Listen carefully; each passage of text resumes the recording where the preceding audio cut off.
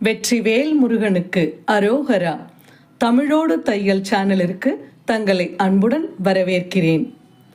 இறைத்தமிழை இசைத்தமிழாய், இயல் தமிழாய், நாடகத் தமிழாய் கேட்க விரும்புவோர் நம்ம தமிழோடு தையல் சேனலை சப்ஸ்கிரைப் பண்ணுங்க, லைக் பண்ணுங்க, ஷேர் பண்ணுங்க.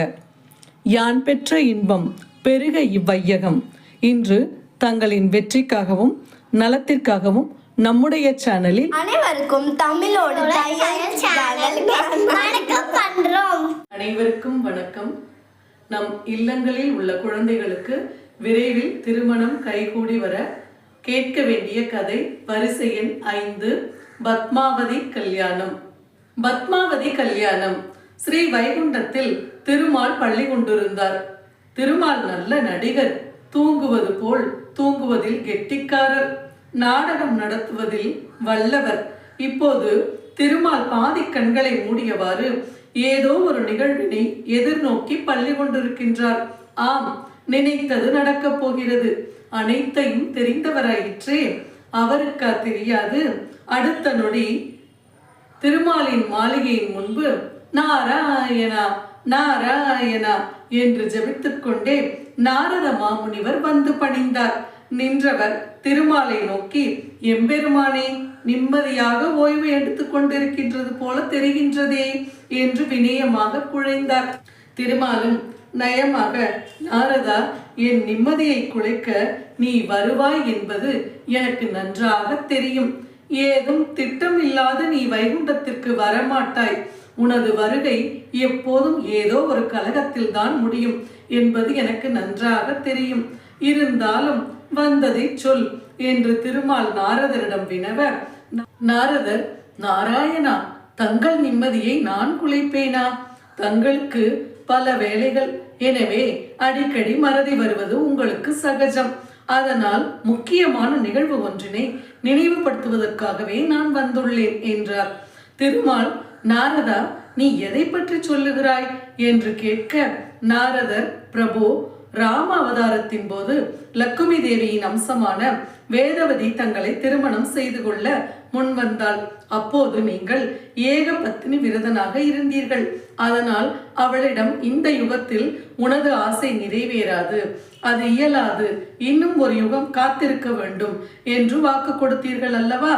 அந்த வாக்கினை நினைவுபடுத்துவதற்காகவே நான் இப்போது இங்கு வந்துள்ளேன் என்றார் நாரதர். திருமால், நாரதா, நான் நினைத்தது சரியாகி விட்டது. இங்கு நான் சுகமாக வைகுண்டத்தில் பள்ளி கொண்டிருப்பது உனக்கு பொறுக்கவில்லை. மீண்டும் என்னை பூலோகத்திற்கு அனுப்ப வந்துவிட்டாய் என்றார். நடந்ததையும் நடக்க இருப்பதையும் முற்றும் உணர்ந்த நாராயணன். இதை செவிமடுத்த நாரத மகரிஷி, பிரபோ, இது என்ன குற்றச்சாட்டு என் மீது பாய்கிறது? ராம அவதாரத்தில் ஒரு சொல், ஒரு வில், ஒரு இல் என பெயர் பெற்றவர் நீங்கள். பிறன்மனை நோக்காத பேராண்மை கொண்ட பெருமகன் நீங்கள். ஏக பத்தினி விரதன், வில்லில் வலியவன் என அனைத்து புகழையும் பெற்ற நீங்கள் வாக்கு மீறாதவராயிற்றே என்று எண்ணித்தான் நினைவு கூற வந்தேன்.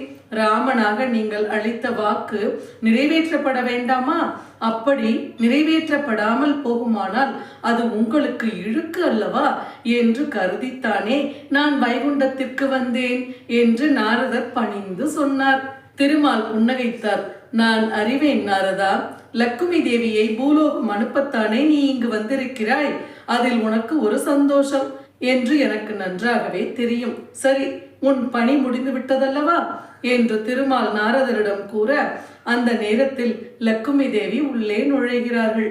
என்ன, உங்கள் உரையாடலில் என் பெயர் அடிபடுகிறது என்று கேட்டுக்கொண்டே அங்கே வந்தார் லக்குமி தேவி. அன்னையே, பரந்தாமன் தன் பக்தர்களுக்கு முக்கியத்துவம் அளிக்கிறாரா அல்லது தன் பத்தினிக்கு அதிக முக்கியத்துவம் அளிக்கிறாரா என்று எங்களிடையே ஒரு சிறு வாக்குவாதம் எழுந்தது. அதை பரந்தாமனிடமும் தங்களிடமும் கேட்டு தெரிந்து கொள்ளலாம் என்றுதான் வைகுண்டத்திற்கு வந்தேன் என்று நாரத மகரிஷி லக்குமியிடம் கூறினார். லக்குமி தேவி நாரதரை பார்த்து, இதில் உங்களுக்கு என்ன சந்தேகம்? என்ன சொன்னார் பரந்தாமன் என்று கேட்க, நாரத மகரிஷி, தேவி தமது மனைவிக்கே முதலிடம் என்று சொன்னார். பரந்தாமன், உண்மைதான் நாரதா, அவர் எனக்கு தமது மார்பிலே இடம் கொடுத்திருப்பது நீ அறிவாயா என்று சொல்ல, உடனே நாரதர் கலகத்திற்கு விதை விதைக்க துவங்கினார். தேவி, உங்களுக்கு அவரது மார்பிலே இடம் அளித்திருப்பது உண்மைதான், நானும் அறிந்ததுதான். ஆனாலும் அவர் உள்ளம் அனைத்தும் பக்தர்கள் பக்கம் தானே இருக்கிறது. நீங்கள் நன்றாக யோசித்து பாருங்கள். அவர் பல சமயங்களில் தன்னை ஆத்மார்த்தமாக வழிபடுகின்ற பக்தர்களுக்குத்தான் முதலிடம் கொடுத்து வருகிறார் என்று நாரத மகரிஷி கூறியவுடன் தேவி யோசிக்க தொடங்கினார். அவருக்கு உள்ளூர ஒரு சந்தேகம் வரத் தொடங்கியது. நாரத மகரிஷி கூறியதிலும் உண்மை இருக்கும் போலத்தான் தோன்றுகிறது என்று பரந்தாமன் மேல் சந்தேகப்பட ஆரம்பித்தாள். உடனே நாரதர் பக்கம் திரும்பி, நல்லது நாரதரே, தக்க சமயத்தில் உண்மையை எடுத்து கூறினீர். என்னை பார்க்க பிருகு முனிவர் காத்து கொண்டிருக்கிறார். வந்த வேலை முடிந்து விட்டதல்லவா, நீர் கிளம்பலாம் என்று தேவி கூற, நாரத மகரிஷி, நாராயண நாராயண, நான் வந்த வேலை மிக சுலபமாக முடிந்துவிட்டது என்று நாரதர் புறப்பட்டார். பரந்தாமனிடம் நெருக்கமாக இருந்தவர்களில் பிருகு முனிவர் ஒருவர். பரந்தாமன் மேல் உரிமை கலந்த பக்தி கொண்டவர். அன்பின் மிகுதியால் பரந்தாமனின் ஒருமையில் விழித்து பேசும் பண்பினர். நேரம் காலம் பார்க்காது பரந்தாமனை சந்திக்கின்ற ஒரே ஒருவர் பிருகு முனிவர். வைகுண்டத்தில் லட்சுமி தேவி உடனிருந்தால் கூட பிருகு முனிவர் லட்சியம் செய்யாமல் பரந்தாமனிடம் நேரடியாக சென்று பேசும் வல்லமை பெற்றவர். பரந்தாமனும் முனிவருக்கு உரிய மரியாதையை கொடுப்பார். இதில் கூட லட்சுமி தேவிக்கு சற்றே வருத்தம் உண்டு. பிருகு முனிவர் தன்னை மதிக்காது நேரடியாக பரந்தாமனை பார்ப்பது லக்குமிக்கு பிடிக்காத காரணத்தால் வேண்டுமென்றே லக்குமியை பார்க்க வந்த பிருகு முனிவரை சற்றே தாமதிக்க வைத்தார். பிருகு முனிவர் மிக முக்கியமான பணி நிமித்தமாக தேவியை பார்க்க வந்தார். சர்வோத்தமன் யார் என்ற கேள்விக்கு விடை காண்பதற்காக முனிவர் முதலில் பிரம்மதேவனிடம் சென்றார். சென்ற இடத்தில் பிரம்மதேவன் பிருகு முனிவருக்கு உரிய மரியாதையை கொடுக்காது உதாசீனப்படுத்தியதால் முனிவர் கோபித்துக் கொண்டு சிவபெருமானிடம் சென்றார். கைலாயத்திலும் முனிவர் அலட்சியப்படுத்தப்பட்டார். பிறகு மிக வருத்தத்தோடு நாராயணனை காண வைகுண்டம் வந்தார். அங்கேயும் முனிவருக்கு அலட்சியம்தான் காத்திருந்தது. திரும்பி போய்விடலாம் என்று நினைத்து கோபப்பட்டார். அந்த நேரத்தில் நாரத மகரிஷி அவர் முன் தோன்றினார். பிருகு முனிவரை பார்த்து, முனி புங்கவரே, தாங்கள் வெகு நேரம் காத்திருக்கிறீர்கள் போல இருக்கிறதே. தாங்கள் மகா முனிவராயிற்றே, தங்களை காக்க வைப்பது தவறல்லவா என்று பிருகு முனிவரை கேலியும் கிண்டலுமாக நகைச்சுவையோடு நாரத மகரிஷி வினவினார். முனிவர் நாரதருக்கு பதில் ஏதும் கூறவில்லை, கூறவும் விரும்பவில்லை. இருந்தாலும் நாரத மகரிஷியின் பாணியிலேயே கேலியும் கிண்டலும் கலந்து கலகக்கார நாரத முனிவருக்கு நாராயணனிடம் ஏதோ முக்கியமான வேலை இருக்கிறது போல தோன்றுகிறதே என்று கூற, நாரத மகரிஷி, இல்லை இல்லை, எனக்கு பரந்தாமனிடம் எந்த விதமான வேலையும் இல்லை. நானும் பரந்தாமனும் உல்லாசமாக சிரித்து பேசிக் கொண்டிருந்தோம். அப்போது அன்னை லக்குமி தேவியும் உடனிருந்தார்கள். என் பணி முடிந்து விட்டது, நான் வருகிறேன் என்று நாரதர் கூற பிருகு முனிவருக்கு கோபம் வந்தது. தன்னை வேண்டுமென்றே காக்க வைத்துவிட்டு நாரத மகரிஷியிடம் பரந்தாமனும் மகாலட்சுமியும் சிரித்து பேசியிருக்கிறார்கள் என்று எண்ணி இதனை பரந்தாமனிடமே நேரில் கேட்டுவிடலாம் என்று கிளம்பினார். இக்காட்சியினை பார்த்த நாரதர், இதற்குத்தான் நான் காத்திருந்தேன், வந்த காரியம் முடிந்துவிட்டது என்று தனக்குத்தானே முனகிக் கொண்டு நாரதர் நாராயணா நாராயணா என்று ஜபித்துக் கொண்டே நடையை கட்டினார். பிறகு முனிவர் கோபத்தோடு பரந்தாமனின் மாளிகைக்குள் நுழைந்தார். முனிவர் மாளிகைக்குள் வந்ததனை தேவி கவனித்தாரில்லை. நாராயணனும் வேண்டுமென்றே தூங்குவது போல பாசாங்கு செய்து பள்ளி கொண்டிருந்தார்.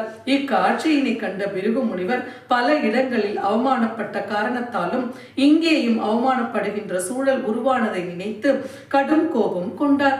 திருமால் தன்னை வேண்டுமென்றே அலட்சியம் செய்து அவமானப்படுத்தியதாக கருதி கடும் கோபத்தில் தான் என்ன செய்கிறோம் என்று தெரியாது தமது காலை தூக்கி திருமாலின் வலது மார்பில் உதைத்து விட்டார். திருமாலும் திடுக்கிட்டு எழுந்து, முனிவரே, வாருங்கள் வாருங்கள், என்ன கோபம் என்று வாஞ்சையுடன் கேட்க, திருமாலின் திருமேனி ஸ்பரிச உணர்வு பெற்ற பிருகு முனிவரின் கோபம் தணிந்து தன் நிலைக்கு வந்தார் முனிவர். நிலை உணர்ந்தவர் திருமாலினை தனது கோபத்தால் எட்டி உதைத்த தவறினையும் கண்டு பதைபதைத்து போனார். பரம்பொருளே, நான் கோபத்தால் அறியாமல் அவமானம் செய்து விட்டேன். தங்கள் திருமேனியை உதைத்து விட்டேன். என்னை மன்னித்தருள வேண்டும் என்று கண்கலங்கி இரு கைகளையும் தலைமையில் கூப்பி சரணடைந்தார் முனிவர். திருமால் பிருகு முனிவரை நோக்கி, முனிவர் பெருமானே, வருந்தாதீர்கள். தாங்கள் என் மீது அளவு கடந்த பாசமும் பற்றும் உடைய பெருமகன். உங்களை போன்ற பக்தனுடைய பாதம் படுவதற்கு நான் கொடுத்து வைத்திருக்க வேண்டும். அதனை நான் மலர் அர்ச்சனையாகவே கருதுகின்றேன் என்று திருமால் கூற, முனிவர் திருமால் திருவடி விழுந்து வணங்கினார். இக்காட்சியினை எல்லாம் பார்த்து கொண்டிருந்த தேவி பிருகு முனிவரின் செய்கையையும் அதற்கு திருமாலின் பதிலினையும் ஏற்க முடியாது தவித்தார். உடனடியாக தேவி, யாரையும் அனுமதிக்க வேண்டாம் என்று நான் தான் உத்தரவு. அதையும் மீறி முனிவர் உள்ளே வந்தது தவறு. நான் உங்களோடு இருக்கின்ற போது முனிவர் தனது காலை தூக்கி உங்கள் நெஞ்சிலே உதைத்தது மாபெரும் தவறு. இச்செய்கையால் அவமரியாதை செய்துவிட்டார். அவரை தண்டிக்காமல் உங்கள் பக்தன் என்று கூறி பெருமைப்படுத்துவது என்னை அவமானப்படுத்துவது போல் தோன்றுகிறது. நாரத மகரிஷி சரியாகத்தான் சொன்னார். அதை இப்போது நீங்கள் நிரூபித்து விட்டீர்கள். இனி வைகுந்தத்தில் உங்களோடு இருக்க எனக்கு தகுதியில்லை. நான் பூலோகம் செல்கிறேன் என்று வெகுண்டு எழுந்து லக்குமி தேவி விண்ணுலகத்திலிருந்து மண்ணுலகத்திற்கு வந்தார். பூவுலகில் ஆகாசராஜன் என்ற மன்னனுக்கு மகளாக பிறந்தார் மகாலட்சுமி. குழந்தைக்கு பத்மாவதி என்று பெயரிட்டு அரசனும் அரசியும் சீரோடும் சிறப்போடும் செல்லமாக வளர்த்து வந்தார்கள். வைகுண்டத்தில் இல்லாத வாழ்க்கை ஒரு வாழ்க்கையா? வைகுண்டத்தில் இல்லாத வாழ்க்கை ஒரு வாழ்க்கையா? மகாலட்சுமியின் பிரிவு பரந்தாமனை மிகவும் வாட்டியது. வைகுண்டம் இருண்டது போல காட்சி அளித்தது. தான் பூலோகம் போக வேண்டிய தருணம் வந்துவிட்டதென நாராயணன் நினைத்து மானிடர் உருவில் பூலோகம் வந்தார் நாராயணன். மகாலட்சுமியை தேடி அலைந்து திரிந்தார் நாராயணன். அலைந்து திரிந்த களைப்பில் ஓரிடத்தில் அமர்ந்து விட்டார். திருமாலின் அவதார நோக்கம் அறிந்த அவருக்கு பணிவிடை செய்து கொண்டிருந்த நித்திய சூரிகளும் ஒவ்வொன்றாக மானிட உருவெடுத்து பூலோகத்திற்கு வந்தனர். அப்போது அலைந்து திரிந்த களைப்பில் திருமால் உணர்வற்று நித்திரையில் இருந்தார். இரவு பகலாக இதே நிலையில் இருந்த காரணத்தால் இயற்கையின் சீற்றத்தால் உணர்வற்று நித்திரையில் இருந்த திருமாலின் மீது புற்றாக மண் மூடியது. திருமால் மண் புற்றுக்குள் மறைந்தார்.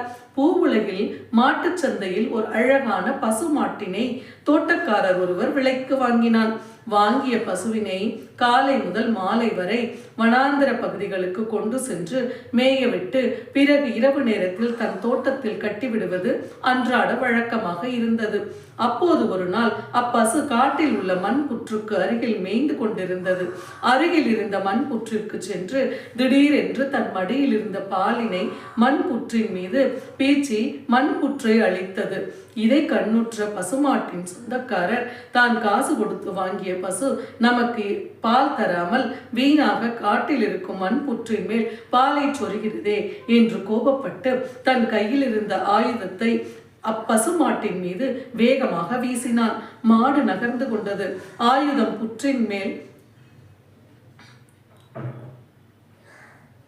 புற்றின் உள்ளே மனித உருவில் இருக்கும் மாதவனை தாக்கி காயப்படுத்திவிட்டது. காயம்பட்ட பரந்தாமன் புற்றிலிருந்து எழுந்து மெதுவாக ரத்தம் சொட்ட சொட்ட தள்ளாடி தள்ளாடி ஓர் ஆசிரமத்திற்குள் சென்றடைந்தார். வராக முனிவரும் அவர் மனைவி வகுலாதேவியும் நாராயணின் வருகைக்கு காத்திருந்தது அவருக்கு பணிவிடை செய்துவிட தவம் செய்திருந்தனர். தவத்தின் வலிமை நிறைவேறியது தெரியாது எதிரே ரத்தம் சொட்ட சொட்ட நின்ற ஒரு மானிடனை வரவேற்றனர். முனிவரும் அவரது மனைவியும் காயத்திற்கு மருந்திட்டு அவரை தங்களது மகனாகவே நினைத்து மகிழ்ந்து அவனுக்கு ஸ்ரீனிவாசன் என்று பெயரிட்டு வளர்த்து வந்தனர். ஆகாசராஜனின் மகளாக அரண்மனையில் வளர்ந்து வந்த பத்மாவதி தன் தோழிகளோடு நந்தவனத்தில் விளையாடி கொண்டிருந்தாள். அப்போது நந்தவனம் நோக்கி யானை கூட்டம் ஒன்று நகர்ந்து வந்தது. இதை கண்ட குமாரி பத்மாவதியும் தோழிகளும் யானையை காண நந்தவனத்திலிருந்து சற்றே வெளிவந்து யானையை நோக்கி வந்தனர். அப்போது எதிர்பாராத விதமாக யானை கூட்டத்தில் இருந்த ஒரு யானை எதிர்வந்த பத்மாவதியையும் தோழிகளையும் துரத்தியது. யானைக்கு பயந்து தப்பியோடிய பத்மாவதியை இருகரம் பற்றி அணைத்து நிறுத்தியது. இதனை எதிர்பாராத பத்மாவதி தன்னை தடுத்து நிறுத்திய ஆடவனை அணைத்த வண்ணம் நிமிர்ந்து பார்த்தாள். இதனை எதிர்பாராத பத்மாவதி தன்னை தடுத்து நிறுத்திய ஆடவனை அணைத்த வண்ணம் நிமிர்ந்து பார்த்தாள். ஆடவன் ஸ்ரீனிவாசன். மெதுவாக வேதவதி என்று வாய் முணுமுணுத்தது. உடன் பத்மாவதி தன் நிலை உணர்ந்து ஒரு கணம் சிந்தித்து சென்ற யுகத்தில் வேதவதியாக ராமச்சந்திர மூர்த்தியை திருமணம் செய்து கொள்ள விரும்பி தவம் இருந்த நிகழ்வினை நினைவு கூர்ந்து நாணத்தால் சிவந்து தலை குனிந்தாள் பத்மாவதி. பத்மாவதியின் உள்ள கருத்தை உணர்ந்து கொண்ட தோழிகள் வராக முனிவரையும் வகுலாதேவியையும் சந்தித்து இக்காட்சியினை விவரித்தார்கள். ஸ்ரீனிவாசனின் விருப்பத்தையும் கேட்டு அறிந்து கொண்டார்கள்.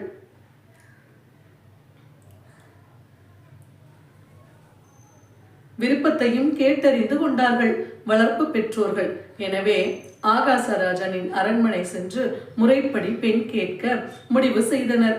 முனிவர் தன் சிஷ்யர்கள் தொடர ஆகாசராஜனின் அரண்மனை நோக்கி முறைப்படி பெண் கேட்க சென்றார். அங்கு அரசனையும் அரசியையும் சந்தித்து ஸ்ரீனிவாசனின் விருப்பத்தையும் எடுத்துச் சொல்லி பத்மாவதியை ஸ்ரீனிவாசனுக்கு திருமணம் செய்து கொடுக்க வேண்டும் என்று கேட்டுக்கொண்டார்கள். ஆகாசராஜன் தன் மகள் பத்மாவதி அரண்மனையில் ராஜ வாழ்க்கை வாழ்வதாகவும் துன்பம் என்ற ஒன்று உள்ளது என்று அவள் இதுநாள் வரை அறியாது சுகபோக வாழ்க்கையில் அவளை வளர்த்து வந்தேன். அப்பேற்பட்ட எனது அன்பு மகள் காட்டில் ஆசிரமத்தில் தவ வாழ்க்கை வாழ என் மனம் உடன்படவில்லை. எனவே நான் ஒரு நிபந்தனை விதிக்கிறேன்.